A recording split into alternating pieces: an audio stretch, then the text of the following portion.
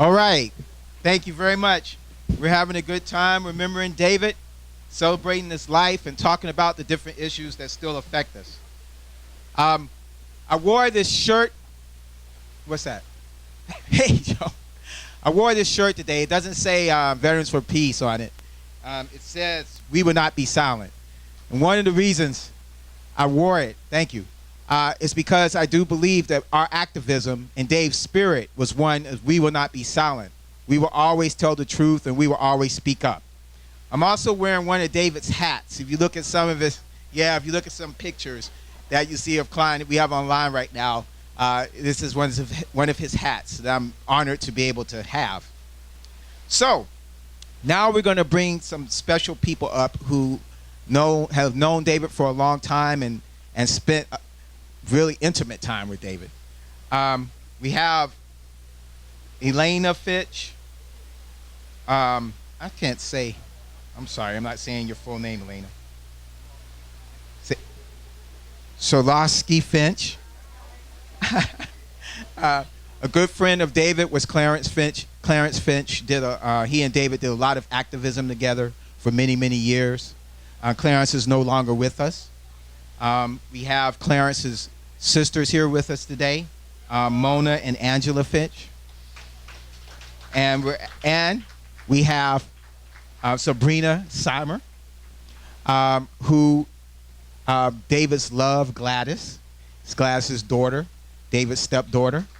These people give us a real good picture of the personal David and the memories they have of David. So I'm asking Elena, Mona, and Gladys to come to the stage, please.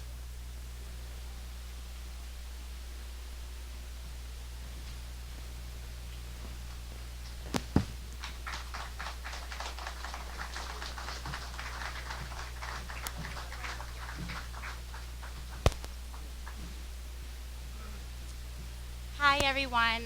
My name is Sabrina, and I'm Gladys's daughter. And I just want to foremost thank you all for remembering Dave. He was very, very special to my mother and me, of course.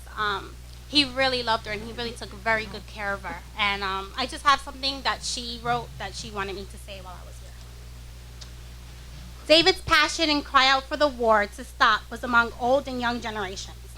He would fall asleep making up new statements to find a way that people would hear what he was telling them about the government, about war, and about life. He would wake up the next day, review those statements that he made the day prior, and that he was up all night long for. And he would still make more judgments, see more room for improvement, just to adjust his wording. He never wanted to offend those that believed in the war, but he wanted them to know that he was not judging them. He wanted his story of the war and his belief why the killing must stop to be heard. If someone of any branch of the armed service, for or against the war, ever needed him, there was no if or ands about it, but he would be there. His room floor was covered with books and books and books, and I'm sure people who's visited have known he had maybe about 4 or 5 bookshelves on top of his floor being piles of books, which each and every one of those books he's read and used. Sorry, excuse me.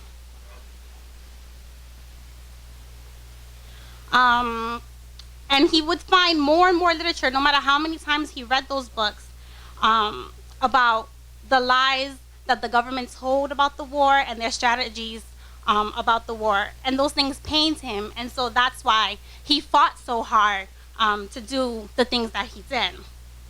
David died living out all of his thoughts and plans. He made sure that the voices of veterans were heard and that people knew exactly what the war was doing, not only to the people who were involved in it, but also to the people who were outside of it. He died fighting for what he truly believed. He was a real example of say what you mean and mean what you say. I truly want to thank all of you for remembering his work and his passion. I know right now he's probably playing his guitar as you all reminisce over what an honorable person he is.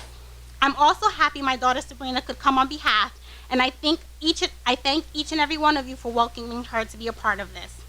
Gladys, a woman who will never stop loving a precious life such as David Cline's.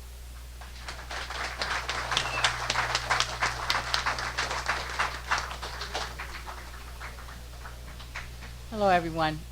I didn't really come to speak today. I just saw online that this was happening, and sister, I want to go. I want to go. I want to be there for this because Dave Cline was just a real warrior for peace and a very good friend of my brother's. And even after Clarence passed away for many years, I mean, I moved out of Jersey City and lived in South Jersey and lived in Philadelphia and then came back and lived in Hoboken. But no matter where I was, David would find me. And when it came time for the veterans program at Pershing Field in Jersey City, and he would get me and, invite me to come and speak at that program. And he just, my mom used to say whenever we see the boots and the rifle and the helmet, that's Dave. And he just was, a real warrior, real hard worker, never gave up the fight for peace. And, him and my brother were really good friends. And they inspired us. And I like the word legacy because they left a legacy. And, even though they're gone, and Clarence has been gone for years, and was really sorry about Dave passing away a few years back, but they inspired us and they made us, sort of shaped who we are. We have to stand up because if we don't, then it's like, Clarence and Dave are saying, you should be standing up, you should be speaking out, you should not remain silent, and that's their legacy. And I'm just really glad to be here today. Okay.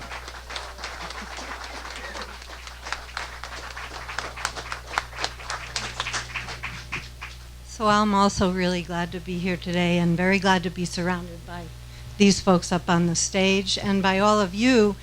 And I see lots of folks here who knew Dave and can probably say a lot about a few of the things I'm going to touch on, and I really hope they will say that at some point. I'm Elena Schwolsky-Fitch, the one with the really hard name, and proud to be a member of the Fitch family. And I guess, like, I met Clarence Fitch, who many of you may know, on a picket line at the Jersey City bulk mail facility in support of fired postal workers, and this was probably around about 1978 or 79. That's where I met Clarence for the first time, but I actually knew Dave for about 5 years then, because Dave and I, we were living in Jersey City and we kind of were in the same political circles, and I often ran into him at meetings or in study circles or on other picket lines. I babysat for his kids quite frequently, and our lives were just kind of entwined, and we were really glad and kind of surprised to find out one thing that we had in common, which was that both of us, coming from very different places, had ended up being part of the GI coffee house movement. Dave went right out of the Army to Fort Hood in Killeen, Texas, and was part of the Oleo Strut, which was one of the very first GI coffee houses, which was a way into the anti-war movement for people who had been resisting in the military or began to resist once they came home. And at the same time, I was in Colorado at Fort Hood working as a civilian organizer for the Homefront Coffee House. And so when we discovered that we had that in common, that was kind of a nice thread that tied our lives together. And, over the years, I mean, people have said a lot of things about Dave, and they're going to say a lot of things about Dave. I went back, and when Ben invited me to come here, and I feel very honored to be here, and I feel kind of like, in a way, it's an honor for Clarence that I'm here. And I know that both Dave and Clarence meant a lot to a lot of people in this room. And that I got reminded of that because I went back and started reading the comments on Dave's VVAW memorial page. And I was really moved by those comments. And in so many of those different comments, people mentioned Dave and Clarence, Dave and Clarence, Clarence and Dave. And I want to acknowledge one other person who belongs in that circle of mentoring and role modeling, who thankfully is still here among us, and that's Greg Payton, who I see in the back. Because, I want to say his name out loud, because where there was Dave and there was Clarence, there was Greg, and there is Greg still, and I'm so glad he's here. I woke up this morning and I had like this flare up of this like kind of back injury. That's why you see me kind of standing in a weird way here. And my first thought was I can't get on a subway and go to Midtown Manhattan today. I'm just not going to make it. And I think I emailed Ben right away and said, just giving you a heads up. I'm not sure I'm going to make it. I hurt my back, and and then I kind of like got up and started moving stiffly around, and then this thought kept like coming through my head, like, what would Dave do? Okay, and then right after that came, and what would Clarence do? And I couldn't shake it, no matter how hard I tried to like feel sorry for myself and get back in bed. And so I popped a couple of Advils and got on the subway, and I'm so glad to be here with you all. And I think when I think about the legacy of someone like Dave, part of what inspired me always about Dave was that he just kept showing up. He just always showed up. And I think all of us knew he was battling a lot, to show up. He was battling his own personal demons. He was battling physical illness and injuries. I'm sure at times he was battling like discouragement and feeling demoralized and being just plain old tired, but he showed up. And it's not just that he showed up. I mean, he was kind of imposing. You always knew he was there. He had that big, raspy, booming voice. He had strong opinions, and he did not hesitate to put them forth. And he was a big physical presence, so you always knew he was there, but he had ideas, and I think you saw that in just that little clip. Dave was a teacher.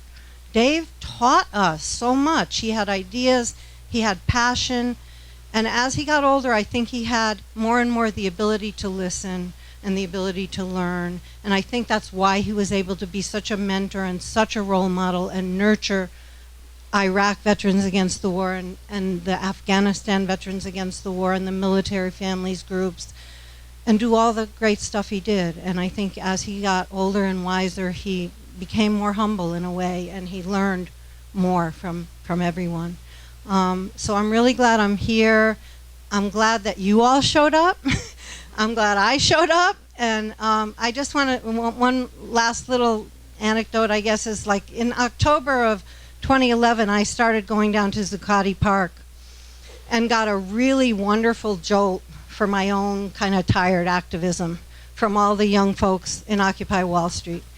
And, I went to general assemblies, and there were veterans around. Some of you were around, I know. And, every time I heard like some kind of big voice doing mic check, and then I saw somebody kind of tall and thin and with a fatigue jacket on or something, I'd be like, oh, Dave's here. And then I'd be like, no, Dave's not here. But guess what? Dave is here. And so are we all. And so that's the great thing about us all still being here and still believing another world really is possible. I'm not going to say too much. I just want to say that it's so inspiring to see all of you and remembering Dave and remembering Dave, Clarence, and Greg.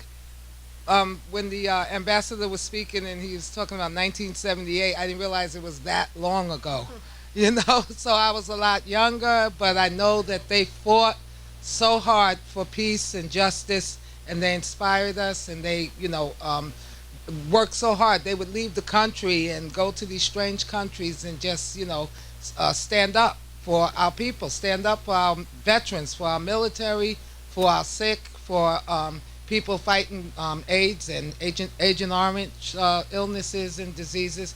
And I just think that is so wonderful. As my brother's birthday is coming up, and when my sister said we're going to go and remember Dave Cline, I said there's no way I would miss that. I don't know what we're going to, what's going to be, but it's been a wonderful experience, and thank you for recognizing Dave and Clarence and Greg.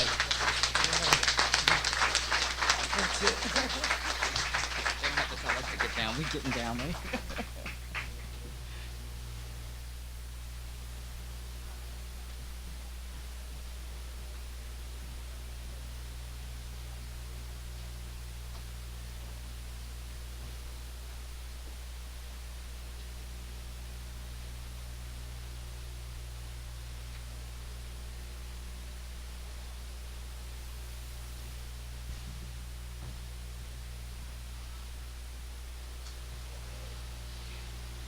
Next, we're going to be having a performance by Nhàn. Where are you? I know a lot of people know Nhàn, but you may not know about his musical abilities. He was born in Vietnam. He came to the United States in 1967. And you were at San Jose University, Nhàn? So we were in California together making trouble. He received his doctorate in linguistics from NYU, and I just think has this remarkable talent.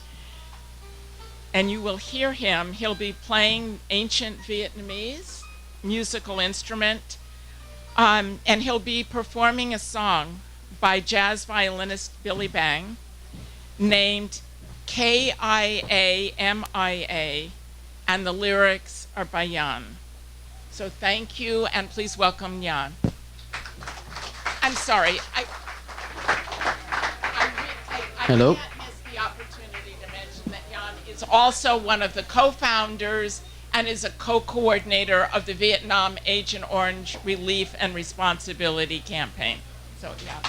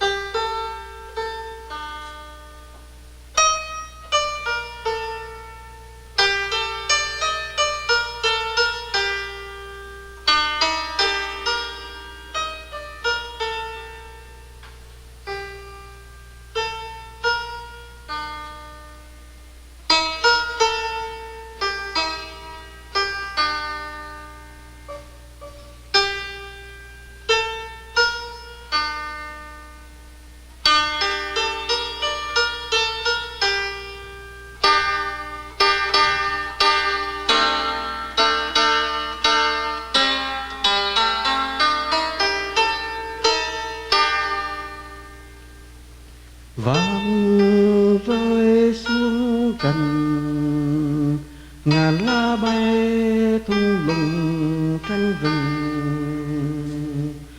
Trời khóc đất buồn, hồn vẫn vương non cỏ đồi.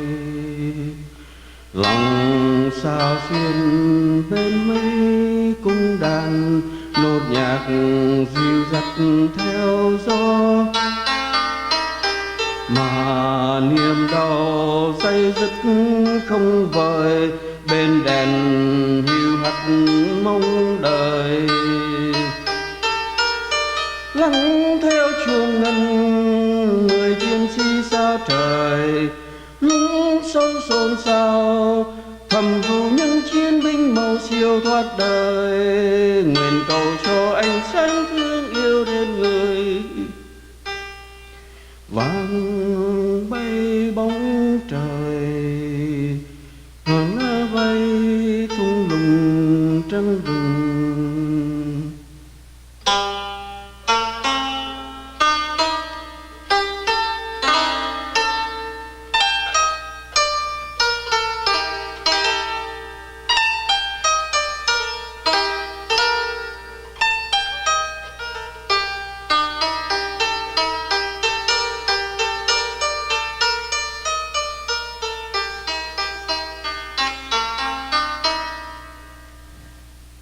gold falls to earth.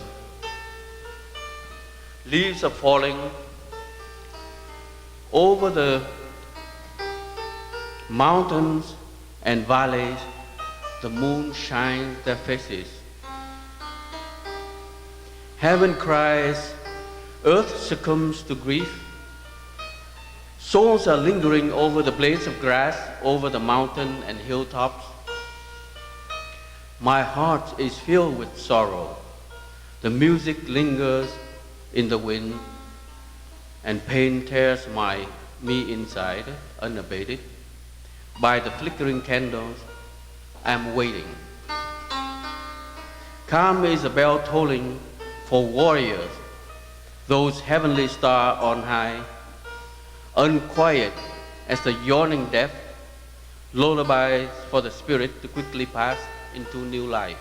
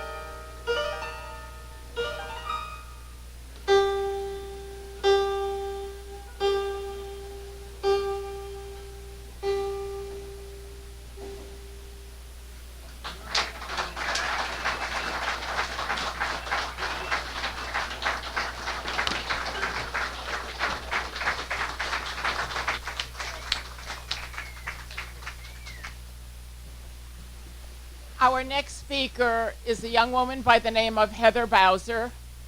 Heather was not born at the time that the United States was in Vietnam.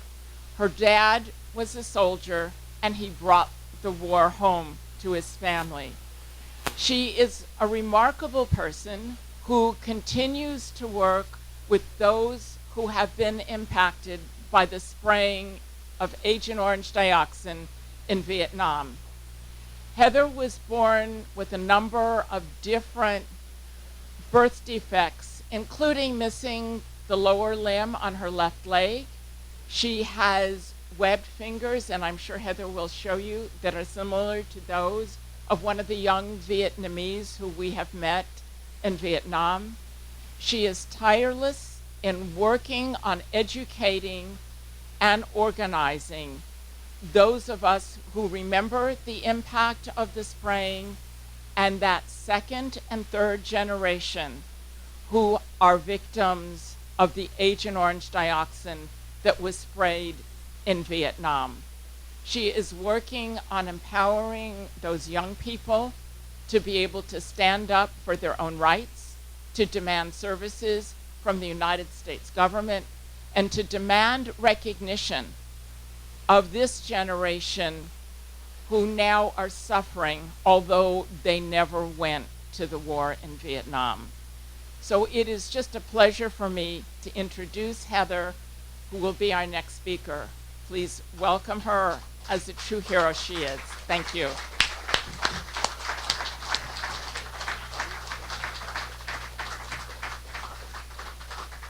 Good afternoon. It's so nice to see everyone here, and some faces I recognize, so it's nice to see you all again. So I'm here to talk a little bit about my story and what's happening in the Agent Orange movement within the second and third generation of those who've been exposed to Agent Orange, both here in the United States, Australia, and in Vietnam. So my father was drafted into the U.S. Army. He was told, he was told that if he signed up, maybe they'd keep him stateside, would never send him. Of course, that lasted until he signed up, and then he was on the plane to Vietnam. He was there from 1968 to 1969, and he served in a Long Binh base near Bien Hoa in Vietnam. So my parents came after my father left from the war. Well, around his base, they sprayed frequently. They cut the barrels in half and made barbecues. The barrels were used to collect rainwater to be used as showers, and all being told during this time that this was safe and it was okay. So when my dad came home from war, he had severe PTSD, and he wanted to put the war behind him and start a new life. So my mom, whom he had married 9 days before he left, they were ready to start their family and get on with life. My mom had 2 miscarriages, and then in 1972, I was born. I was born 2 months premature. I weighed 3 pounds, 4 ounces. I was missing my right leg below the knee, several of my fingers, here and here. My big toe on my left foot, and my remaining toes, they were webbed. They both carried guilt. They thought that they had done something wrong to cause this problem. But as time went on, they started to hear about Agent Orange. But there was another explanation, and it was Agent Orange. And by the late 1970s, my father, who was young and thin, started suffering from hypertension unexplainably. They began to hear about Agent Orange, and by 1980, they started the first Ohio chapter of Agent Orange International. When the original Agent Orange lawsuit settled, my parents were active, that their activities were at their peak. And I was one of the first children that was named in the original lawsuit. Many of you know that the children's cases were, what is that called? They were dismissed. The children's suits were dismissed. At age 38, my dad was a steel worker, laborer in the steel mill. He thought he had a chest cold, and he went to the infirmary, only to be told that he needed to go to the hospital immediately. They transported him to the hospital, where they told him at age 38 he needed 5 bypasses on his heart. My father's health took precedent over our family's Agent Orange activities. He believed his heart condition was caused by Agent Orange and filed a claim in 1986. Of course, at that time it was denied. He had to return to work as a laborer in the steel mill, or my family would lose everything. His health condition devastated our family, both financially and emotionally. At age 40, he developed diabetes. At age 48, he had a stroke, and at age 50, he had a massive heart attack and died, leaving my mother a young widow. The heart disease my dad suffered from was added to the list of presumptive illnesses said to be caused by Agent Orange in 2010. 24 years later, after my father made his VA claim, and 12 years after his death. In 2010, I was given the opportunity by a Japanese filmmaker, Misako Sakata, and VAVA, and also VORAC, Vietnamese Association of Relief and Responsibility Campaign, to get to travel to Vietnam and work on a documentary there. Misako Sakata is the widow of deceased Vietnam veteran Greg Davis, a photojournalist. I was able to travel to Vietnam to see with my own eyes the devastation the Vietnamese have suffered as a result of Agent Orange. In Vietnam, nonprofit organizations work together to try to help the disabled children of Agent Orange in Vietnam, but not enough is being done, and we need to continue to support the efforts. The Vietnamese people still suffer greatly, and the Agent Orange Relief and Responsibility Campaign has been an intricate part in getting the suffering Vietnamese children the care that they desperately need.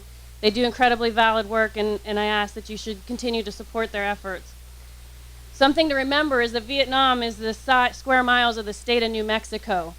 And in South Vietnam, they sprayed around 20 million gallons of Agent Orange.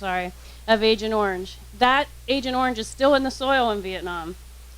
Recently, USAID gave $43 million to clean up the Da Nang Air Base.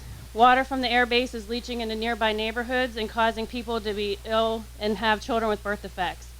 You see, when I went to Vietnam for the first time, I thought I was going to see a bunch of 40-year-olds like me, with birth defects like mine. The problem is that I saw babies, children, young babies, still being born with the quintessential basic birth defects of Agent Orange: cleft palate, hydrocephalus, missing limbs. The list goes on and on. So this is happening today, right now. In Da Nang is only one of the hot spots in Vietnam. There's 27 others with no plans at this time to clean them up. So they'll continue to poison the Vietnamese people and their children. When I came home from Vietnam the first time, I vowed to do something to help my American peers and to educate others on what's happening in Vietnam.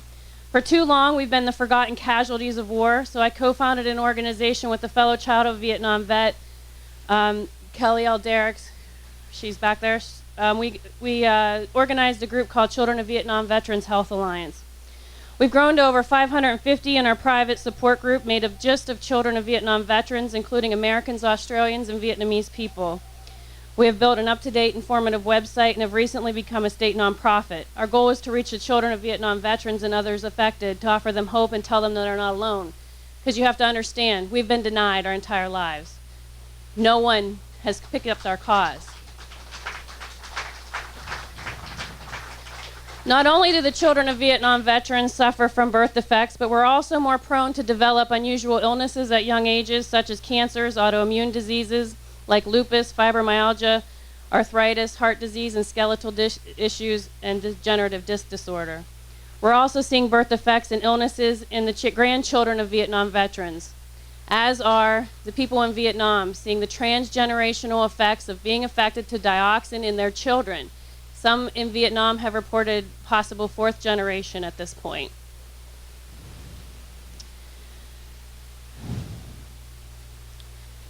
People are undereducated. So we have been, COVHA has been focusing our education on educating our members' primary care doctors who have no idea why their patients are suffering serious diseases at such young ages. Many of our members go to the doctor and they say, my dad was in Vietnam, he died of Agent Orange causes, it's service connected, it's in his paperwork, and they say, yes, so? And we say, yes, but look, yes, so? So we are working to educate primary care doctors who have no idea why they're going through these things. They're undereducated about the effects of dioxin and the recent studies pointing to transgenerational effects. We've also given testimony at the Institute of Medicine's biannual review of herbicides exposure to Vietnam veterans. Last August, COVHA was invited to Okinawa, Japan to discuss the Agent Orange cover-up that's going on there and to lead educators on Agent Orange to 600 participants from Japan to Vietnam on their NGO peace boat. COVHA has cooperated with Vietnamese media outlets to build bridges of understanding between the two cultures, as evidenced by an hour-long Talk Vietnam segment about Agent Orange that was shown throughout the country in Vietnam. We've reached out to our other second-generation Vietnamese victims through the help of VAVA, Vietnamese Association for the Victims of Agent Orange in Vietnam. Nothing does my heart better than to meet my brothers and sisters in Vietnam, because they understand. Our most challenging projects are ahead of us. We'll be forming a delegation of second and third generation Agent Orange victims to travel to Vietnam to build community there with those who've also been affected. We'll also be collaborating with and supporting the Agent Orange Relief and Responsibility campaign on their new Senate bill that will be reintroduced. It sets out to mandate care for both the Vietnamese victims of Agent Orange and the American children affected by Agent Orange. The U.S. government only recognizes 2 rare forms of spina bifida in the children of U.S. male Vietnam veterans. No other birth defects are recognized. There's a laundry list of birth defects that are covered in the children of female Vietnam veterans, but they are not recognized in the children of male Vietnam veterans or the children of Vietnam whose mothers were also affected by Agent Orange. The VA claims there's no research linking male sperm to the development of birth defects in their children. They deny the research from Vietnam, all the early studies from the late 70s and 80s, and they deny the current epigenetic research. Why so much cover-up? Money.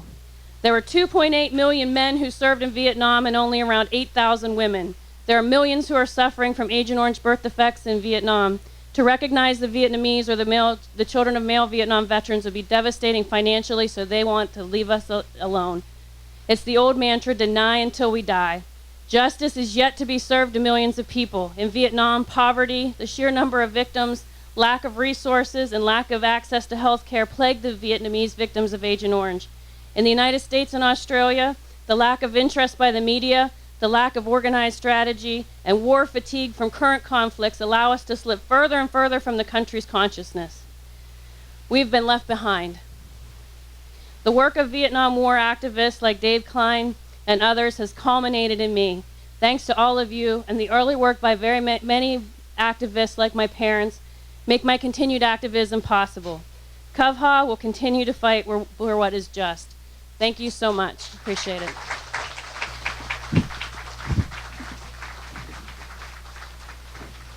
I had the opportunity last winter to visit medical colleges, teaching hospitals, and talk with a good number of public health physicians, and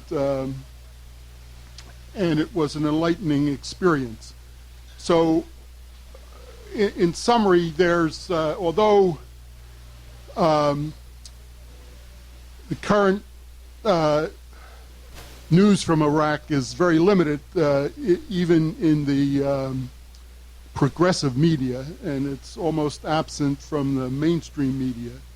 But there clearly are increases in the incidence of cancers, adult and childhood cancers, and of those, the best documented are increases in childhood leukemia. And there also are increases in congenital malformations, and these are not limited to Fallujah and Basra, but they also occur in Najaf and Baghdad, Ramadi, in Nasiriyah, and in Hawija, far in the north in Kurdistan. So, and also there are increased occurrences of severe developmental delays in children. And of course, there also is a large backlog of trauma cases that are not adequately treated and managed. So these health crises are widespread throughout central and southern Iraq. And what are the causes for the increased occurrences of cancer and congenital malformations? Well, I think the most likely causes are the use of uranium weapons, which may have been more widespread than we have been led to believe. And uranium, it's common to speak of depleted uranium, but it appears that natural uranium has been incorporated into several weapon systems. And in fact, the city of Fallujah, which is probably the most severely affected city, is contaminated not with depleted uranium, but with natural uranium. And in addition to the use of uranium weapons, the American military adopted a widespread use of burn pits in almost all of the bases in Iraq, which, among other things, generates dioxin. When you burn plastic, you generate an aerosolized dioxin. But also, there are reports of hexavalent chromium, which is chromates, which are strong carcinogens. So I would like to just briefly call attention to the remarkable parallels between the health crises in Vietnam and in Iraq. In both cases, both places, there are increases in the frequency of cancer and also of congenital malformations. And And I also would like to comment on the phenomenon that Heather spoke of towards the end of her talk, and that is transgenerational effects. So in 1990, there was a famous case of transgenerational effects that was reported in a British journal, and many people challenged that. They said that's biologically implausible, that if, in this case, if a father was exposed to some toxin prior to the conception of his child, how could that possibly result in cancer or some malformation in the child? That was the claim in 1990. That's biologically implausible. But now no one could say that. It's biologically well documented in experimental animals. And it actually, in experimental animals, it's easiest to demonstrate exposure of the father many months before conception can result in the increased frequency of cancer and congenital malformations in the offspring of that father.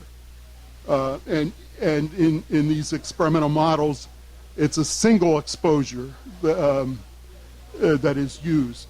And one of the agents that has been used in these mouse experiments was uranium, and another was chromium, and several other organic compounds. So I don't want to take any more time, but I just want to reemphasize the remarkable parallel between the health crises in Vietnam and the health crises that we don't hear very much about in the news ongoing in Iraq. These are examples of the long-term legacy of war. Okay, thank you.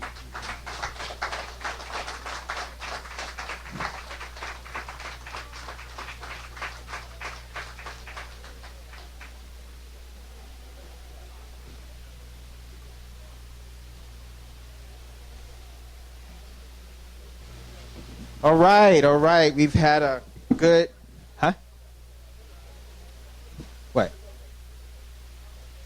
Okay. All right. We've had a good afternoon of some entertainment, of talking about war, what we can do to change it, talking about peace, and remembering David Cline.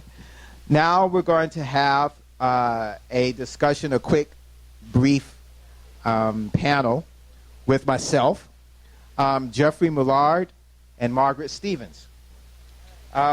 Geoff is a member of Iraq Veterans Against the War. Right now he's actually the chair, Veterans for Peace, and the D.C. Statehood Party. He was co-founder of the D.C. chapter of Iraq Veterans Against the War and served as its president for 3 years. He has organized numerous events to include the historic Peace Has No Borders, Operation First Casualty, Winter Soldier on the Hill. Geoff right now is employed as director of a homeless veterans initiative with the Community Council for the Homeless at Friendship Place. Margaret Stevens is a professor and historian who teaches at Essex County College in Newark, New Jersey, where she also was raised and educated. Her research focuses on the relationship between the Communist International and the anti-racist struggle in the Caribbean between World War I and World War II. She is also a veteran of the U.S. Army National Guard and has experience organizing veterans in the anti-war movement, Iraq veterans. She is former treasurer of Iraq Veterans Against the War. So, I'm honored to be up here with these two great organizers and friends, both of who knew David pretty well. And what we're going to talk about briefly is the challenges that veterans, when they're coming back today, have been facing. I'm not one of those veterans, but my son is, so I do have some experience with that. But what I'm going to do now is just ask each one, Geoff and Margaret, just to tell us what they see, what challenges they face, and what they see as the greatest challenge that the veterans are facing today. So I'm going to ask Margaret to go first. That's right. Oh, man. Thank you. The lens that I'll use to talk to you about our people who come home, in the more recent period, I'd say since the Gulf War, let's push it up to, 89, 90, 91 to the present. I'm using a lens as a veteran, somebody who was in the military from 97 to 04. I was a medic out of Jersey City, right around where Dave Cline lived, in the 50th Support Battalion. I use that lens. I use the lens of having been an activist in Iraq Veterans Against the War. And more importantly, my focus is going to be women. So an organization that was founded out of that whole IVAW movement called SWAN, Service Women's Action Network. Yes, so having been around for the origins and founding of that, I'll be speaking from that perspective. I'm just introducing. Okay. And then also from my experience now being a professor at a community college in Newark, New Jersey, where you get a huge number of veterans coming home all the time. And in fact, young people end up joining the military because they can't even afford ECC, the school that I'm at. So that's sort of the perspective I'll be coming at when I speak to you today. Okay. I guess that's how professors introduce. It's more than I had prepared. That's not fair. Wow, I know, I'm done. That's it. That's all I had, guys. All right. Thanks. Thanks for coming. Good night. So, Mr. Millard, Yeah. what do you think are the challenges, All right. the biggest challenges? So I guess I'll just try and answer the question. Yeah. I suppose. That's what I'll do. That would be the There. thing to do. Terrible. I'm sorry. Margaret and I have known each other for years, so before you she was tell? Dr. Stevens, I suppose. Before she was Dr. Stevens. I think that the biggest challenge facing veterans at this point is the backlog in claims. And let me take that from where I work my day job with homeless veterans and veterans experience in facing homelessness. And that if a veteran who is on active duty, looking to leave active duty, gets into the VBA, the Veterans Benefits Administration, before leaving active duty, their chances of ever experiencing homelessness approaches zero. It's one of those mathematical equations that we learn in high school that most of us never think about again, where it approaches zero. We can't say that it won't happen, but it approaches zero, the chances that they will ever become homeless. And so if we can engage that individual into the benefits before they leave active duty, their chances of ever experiencing homelessness approach zero. Now, what does that mean for the backlog?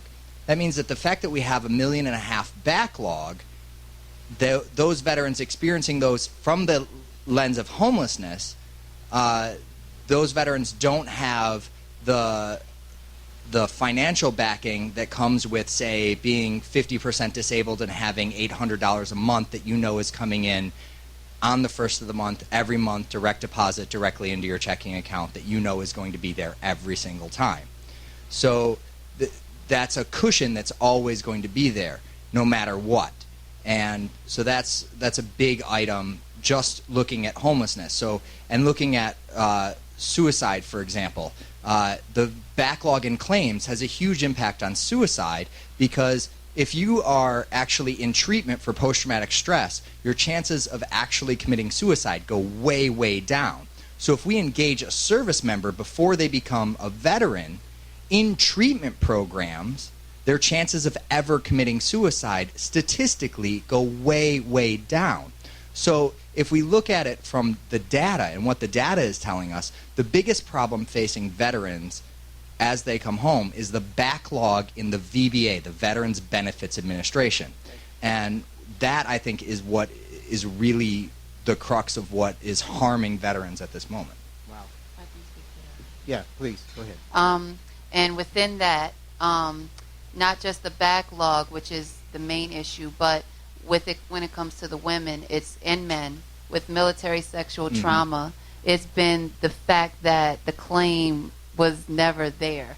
That's the biggest issue, is that there, you know, I was just looking it up, like 50, they guess that there are about 50 military sexual traumas a day in the military, 50 a day, and like 98 go unreported, 98% go unreported. And so one of the big issues that gave birth to SWAN, Service Women's Action Network, other than the feeling of this sort of insufficient attention that the general movement was playing, you know, at the time a couple years ago in terms of dealing with women's issues in the fight against, you know, the war, imperialism and all those things for women in the military. It was the question of all these women and many men who weren't admitting it, who had suffered from sexual assault, and then there was nothing, there was no evidence because they never reported it, or when they attempted to report it, it never went through. There was a systematic, you know, there was a systematic suppression of efforts to try to bring this issue to documentation, and much less addressing it, you know, once you become a veteran and through the VA. So the Ruth Morgan, I guess it's a bill, I don't know what it is, that just got passed a couple days ago. It almost single-handedly, because of the work of SWAN, Service Women's Action Network, that put this young woman, Ruth Morgan, at the forefront, who's been fighting since '87 for her claim to be recognized. It was actually passed just a couple days ago. And so I think that there are a couple of ways of looking at the challenges that veterans face in that situation. One thing is when you're a young person and you're an activist and you're a veteran and you want to do something about what has happened, you know, during your period in the military, there are very few channels where you feel like you can actually do something and say something about your experience. So just the lack of access. So what we try to do at the community college is form veterans clubs who can come together and talk about their issues and help push for change. And you'd be amazed by how many veterans just, they like the idea and won't come back. So I think it's just the biggest challenge is reinvigorating a new movement of young people, veterans, who really will begin to be more aware and speak out, because at this moment in history, it's very difficult to reignite what it is that you guys were doing 20, 30, you know, years ago. So we need to be aware of that. Margaret, you just said that they like the idea, but they won't come back, or did I misunderstand? Yeah. What do you mean by that? Well, there's such demoralization. You know, we've fought for so long, and it's great that we have this bill after 20 years, you know, but SWAN as it exists today is very different from the vision that we had 7 years ago of what it would be. You know, it's this beautiful group of multiracial women from all over the world, and our visions of going to bases all over the world and getting young women in all these bases. And it's fine that it became, you know, a policy think tank and that it advocates. In Congress, that's what it does.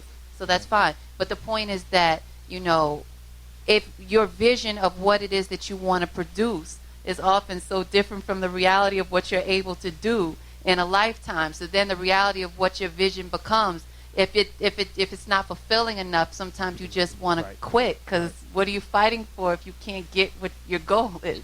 Right. Yeah, I think sustainability. I mean, Margaret brings up something huge here for young veterans, and that's the sustainability of movements. Right. If you look around and see the lack of someone our age, and in IVAW, in our era veteran, we're old. Like we're old in our movement. Like, okay, maybe she isn't, but I can speak. I know I am. When I look around at an IVA, when I was at the last IVAW convention, I looked around that room and I was an old man. I mean, Alex Rybov back there is one of our co-founders. He's ancient. I mean, he's like Michael's age. He's ancient, you know? I just got flipped off by Anne, but that's okay. But in all seriousness, though, like the sustainability of our movements is something that's really difficult and something that we have to consciously think about, and think about how are we going to do this for the decades to come. This isn't a short-term struggle. Yeah. This is long-term struggle. And if we think that we can win something that's something that faces us, like defeating militarism and defeating imperialism in a short-term struggle, we're foolish. And if we're going to be that foolish, we deserve to burn out. And we have to look at what is sustainability in our movement.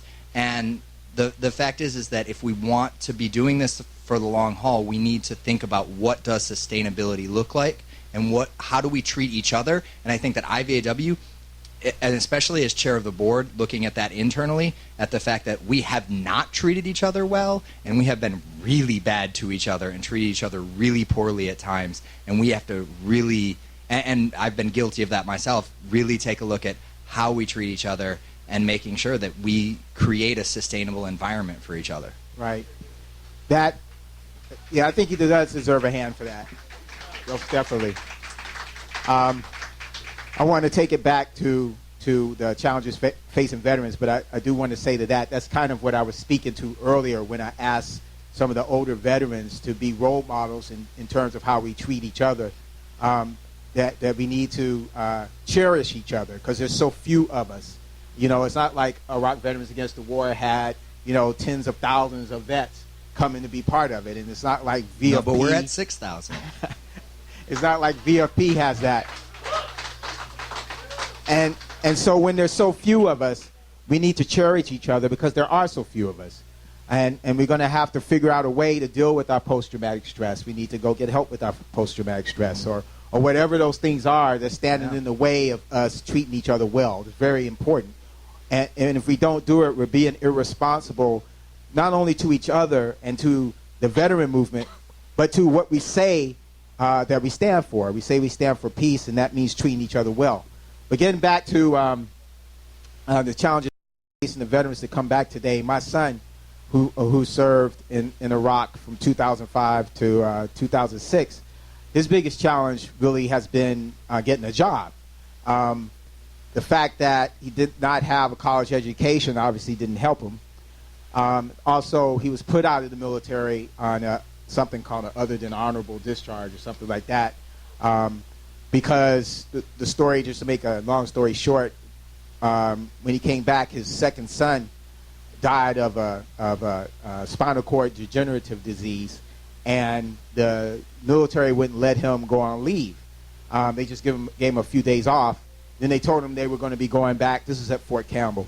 They told him that they would be 101st. They would be going back to Iraq in like 9 months, and he couldn't deal with that, so he went AWOL. But when he went AWOL, he just went home. It wasn't like he left, the city. He actually went home and just stayed home for a while, depressed. And he went back to work on his own. So they arrested him and they put him in jail for 30 days, and then they put him out. So that made it so. First of all, he did have some post-traumatic stress because when he came back home, not from jail, but when he came back from Iraq, he was sleeping with his pistol. He and his wife were having all kinds of problems. One time he was arrested, and I had to go and bail him out and try to take care of that. And the police, they kind of laughed at him because it's funny now, but it wasn't then. When he was running out, when they came to arrest him, he ran outside the house, and it was real cold. He needed to have a coat, and they would leave. Then he'd come out of the woods, and they'd come back, and he'd run back into the woods. And they said, we think the reason that he just gave himself up is because it was so cold outside, and he didn't have a coat on. But the thing is, he could have been killed because he had his pistol, and he threw it out there so they could see he didn't have it anymore. So these are the kinds of things that the veterans today are facing, and veterans of the past.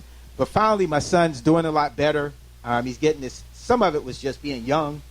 And being put in this situation and not knowing how to deal with it. So he's maturing now, and he's starting at a community college and, getting his life together. He's had a second child. So I have a granddaughter and a grandson. So I'm pretty excited about that. But there are a lot of vets who don't have the support of a father like myself or his mother, a family that's going to help him make it through this rough period. So they do find themselves homeless or totally lost, and if they get themselves back together, it takes even longer. So I think those are some of the challenges they're facing. Yes. Something that just occurs to me, because I hadn't, something that occurs to me, and I'll use the story first to get to it.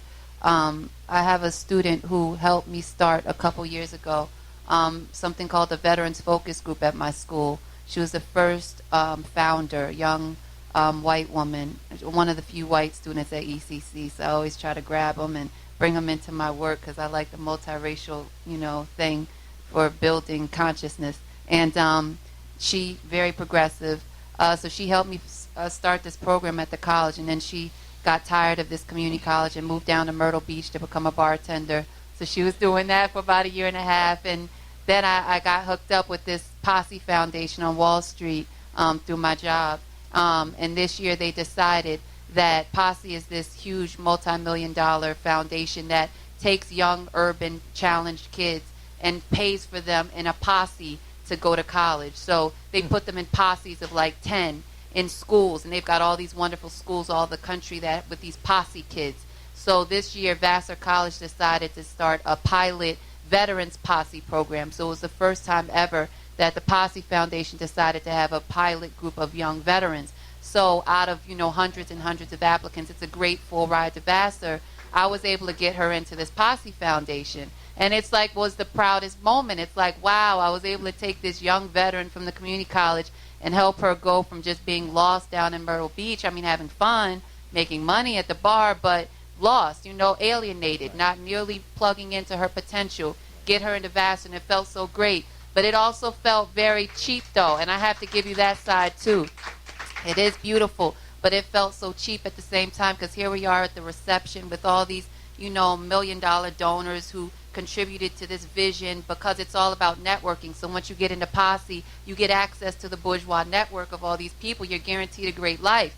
So it was like, so it was great, but it was all this sort of self-affirmation of all these people who have said that they've done something now for the veterans. Yeah. And what I'm trying to get to indirectly through that example is that one of the biggest challenges I see for veterans is how they get fetishized in this society. It's like the veteran, like every aspect of society from foundations to colleges. Everyone loves to claim that they love to support their veterans, but in reality, a veteran from my college just came to me because he's living in his car, and the college is getting the money that he's supposed to be using for his program, but they won't let him have it, and he needs it to pay for housing, but because they want it, and they want him to start taking class before he can get access to it, he can't even buy the books or get a housing because they want to make sure they get the money so that he doesn't take it and use it. Because so what if he used it to quit and not stay in school? Like, he put his life on the line, but these organizations that benefit from this money, like, they fetishize these veterans and say how they love them, but these veterans have to function in this world with this horrible split, sick world, and then they're the ones that are called sick. So I think that that's the big challenge. All right. Yeah.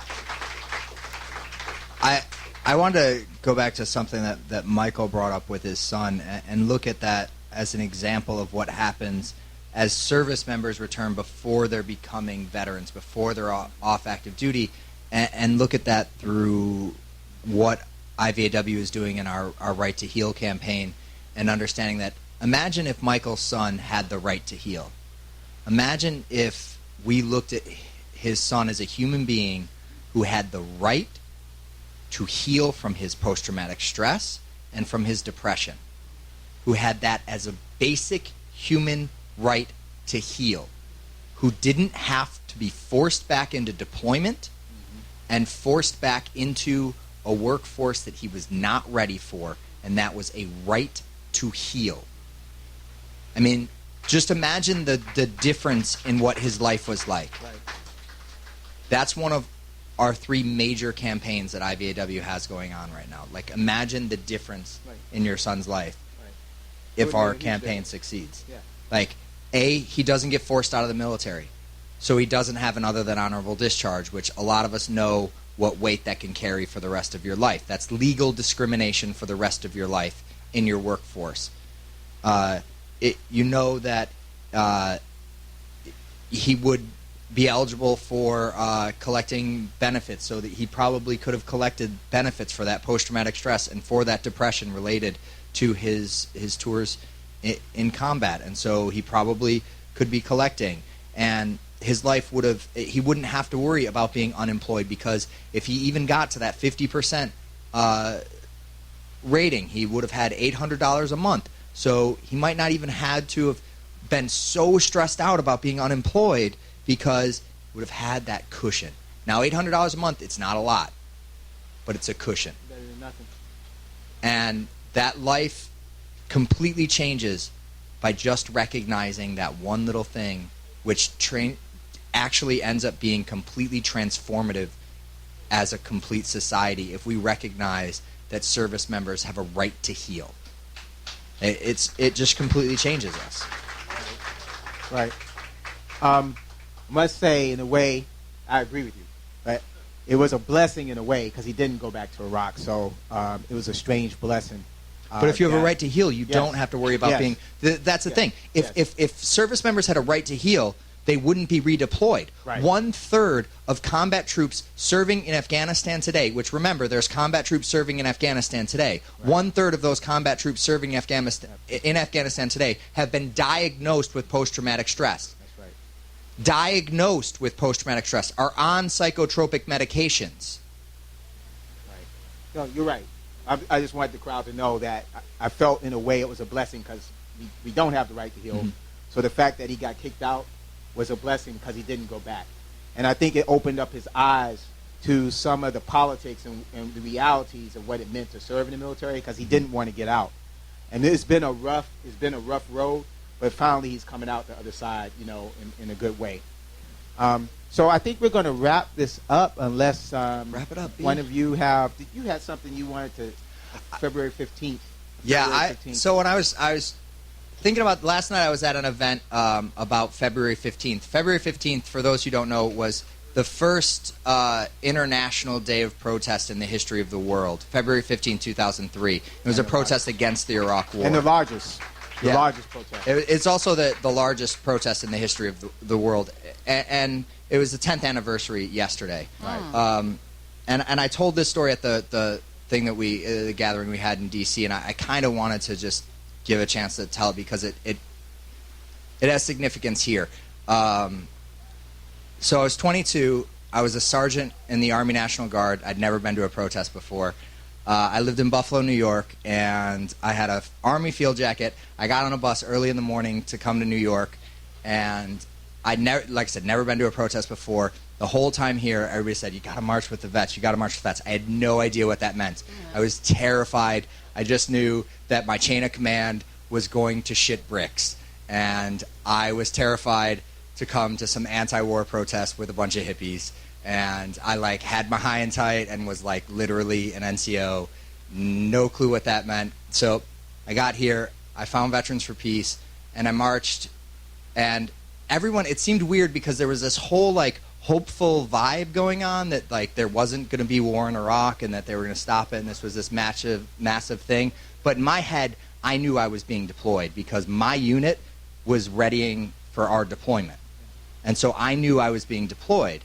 And so in my head, I had this totally different thing. And I talked to a vet that whole day about it. He gave me his card afterwards. And years later, after my deployment, I come home, I got an apartment, and I got that card out. I called him. It was Dave Cline. And that's how I got involved with Iraq Veterans Against the War. And that was... So I literally met Dave Cline 10 years ago yesterday. Wow. Wow. Do you remember when you met David? And then we'll... I think I met him at that great conference that we had in Seattle and at the university. Okay. The Veterans for Peace conference in the summer of 2006. That was my introduction to the whole. That's my first day I was AWOL. Movement. Yeah, and I met him in Jersey City at St. Peter's College due to my wife telling me that there was going to be a veteran. Deborah Jacobs is my wife. She was the executive director of the ACLU of New Jersey at the time, and she was doing talking about civil liberties after 9/11, and she told me there was going to be a veteran talking about about the war, and he called himself a veteran for peace. So I went to it, and that's where I met David. Oh, he was playing hooky, though, from the workshops. He was sitting downstairs in the lobby. He was supposed to be in one of them, and he was just hanging out with a friend. And that was Dave the first playing time hooky we from ever a workshop? No. I don't that believe was that. it. Yeah. It was a catch. I knew there was a catch. I said, oh, he's slick. He's one of the leaders, and he's down here hanging out. It was funny. Yeah. All right. So thank you very much, and we're going to move on to the